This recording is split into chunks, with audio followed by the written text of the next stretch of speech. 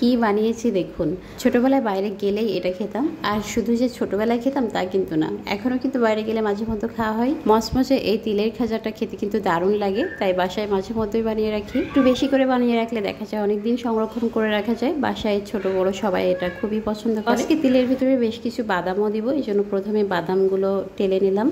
তিলের এই খাজাটা শুধু তিল দিয়েও বানানো যায়, আবার চাইলে আপনারা যে কোনো টাইপের বাদাম দিতে পারবেন। বাদামের গায়ের কালারটা একটু চেঞ্জ হয়ে গেলে নামিয়ে নিলাম, আর এখন দিয়ে দিচ্ছি তিলগুলো আমি একটু হালকা টেলে নিব। তখনই গায়ের কালারটা সামান্য একটু চেঞ্জ হবে, একটা ঘ্রাণ চলে আসবে, তখনই নামিয়ে নিব। তো 3-4 মিনিট এটা মিডিয়াম হিটে আমি নাড়াচাড়া করে নিলাম। আর আমি যখন তিলের এই বারটা বানাই একটু বেশি করে বানাই, 250 গ্রাম তিল আর 150 গ্রামের মতো বাদাম, এগুলোতেই কিন্তু অনেকগুলো বার বানিয়ে নেওয়া যাবে। তিলগুলো ভাজা হয়ে গেলে আর একটা কড়াই নিয়ে নিয়েছি, এখানে সামান্য পানি দিলাম আর 2 কাপের মতো চিনি। চুলার আঁচটা এই পর্যায়ে কিন্তু আমি মিডিয়ামে রেখেছি, আর মিডিয়ামে রেখেই ক্যারামেলটা রেডি করে নিব।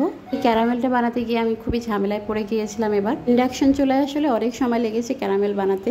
গ্যাসের চুলায় ক্যারামেলটা বানাবেন তাহলে খুব সহজে অল্প সময়ে হয়ে যাবে। গ্যাসের চুলা হলে আমার 3-4 মিনিটে হয়ে যেত, কিন্তু ইন্ডাকশন চুলায় আমার 10 থেকে 15 মিনিট টাইম লেগেছে এই ক্যারামেলের কালারটা নিয়ে আসতে। তো যাই হোক, কালারটা যখন এরকম ডিপ হয়ে আসবে তখনই আমি দিয়ে দিব তিল আর বাদামগুলো। এখন খুব দ্রুত এটা নেড়ে চেড়ে নামিয়ে নিতে হবে, খুব বেশি সময় চুলার উপরে রাখা যাবে না। চুলার আঁচটা কিন্তু মিডিয়ামে থাকবে, আর দ্রুত নেড়ে চেড়ে নামিয়ে নিব। আর ক্যারামেলের কালারটা যখন ডিপ হয়ে যাবে তখন কিন্তু চুলার আঁচটা একটু কমিয়ে দিবেন, তা না হলে ক্যারামেলটা অনেক সময় পুড়ে যায়। খুব বেশি সময় লাগে না এটা বানাতে, খুবই অল্প সময় এটা বানানো যায়।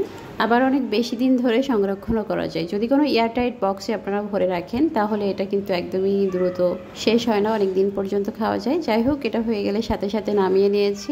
একটা ট্রের উপরে আমি বেকিং পেপার বিছিয়ে দিয়েছি। আপনারা ভুলেও যেন কোনো নর্মাল কাগজ দিবেন না, নর্মাল কাগজ দিলে কিন্তু উঠতে চায় না সহজে। একবার আমি দিয়ে খুবই ঠকেছিলাম। এরপর থেকে আমি হয় তেল ব্রাশ করে নিই কোনো স্টিলের পাত্রে, না হলে এরকম বেকিং পেপার থাকলে তো কোনো ঝামেলাই নেই, কিছুই করা লাগে না। জাস্ট এপিট ওপিট করে দিয়ে হাতের কাছে যে বেলুনিগুলো থাকে ওগুলো দিয়ে হালকা একটু প্রেস করলে দেখবেন সমান হয়ে যাবে।